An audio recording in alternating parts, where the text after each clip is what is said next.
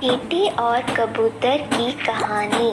तपती दोपहर में प्यास से बेहाल एक छोटी सी चींटी पानी की तलाश में भटक रही थी।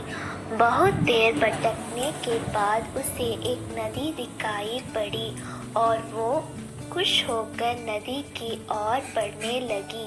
नदी के किनारे पहुंचकर जब उसने कल-कल बहता शीतल जल देखा तो उसकी प्यास और बढ़ गई। वह सीधे नदी में नहीं जा सकती थी, इसलिए किनारे पड़े एक पत्थर पर चढ़कर पानी पीने का प्रयास करने लगी।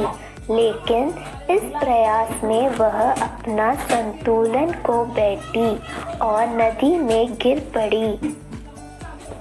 नदी के पानी में गिरते ही वह तेज घेर में बहने लगी। उसे अपनी मृत्यु सामने दिखाई देने लगी। तभी कहीं से एक पत्ता उसके सामने आकर गिरा। किसी तरह वह उस पत्ते पर चढ़ गई। वह पत्ता नदी किनारे स्थित एक पेड़ पर बैठे कबूतर ने फेंका था, जिसे चींटी को पानी से गिरते हुए देखा लिया और उसने प्राण बचाना चाहता था।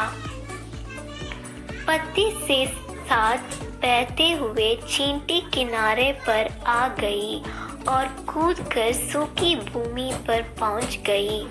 कबूतर के निस्वार्थ भाव की ही सहायता के कारण चींटी की जान बच पाई थी। वह मन ही मन उसका धन्यवाद करने लगी। इस घटना को कुछ ही दिन बीते थे कि एक दिन कबूतर बहेलिये के द्वारा बिछाए जाल पर फंस गया।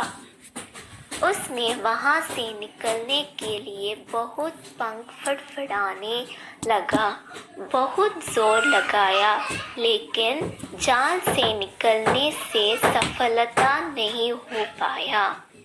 बहेलिया ने जाल उठाया और अपने घर की ओर जाने लगा। कबूतर निस्सहाय से जाल के भीतर कैद था।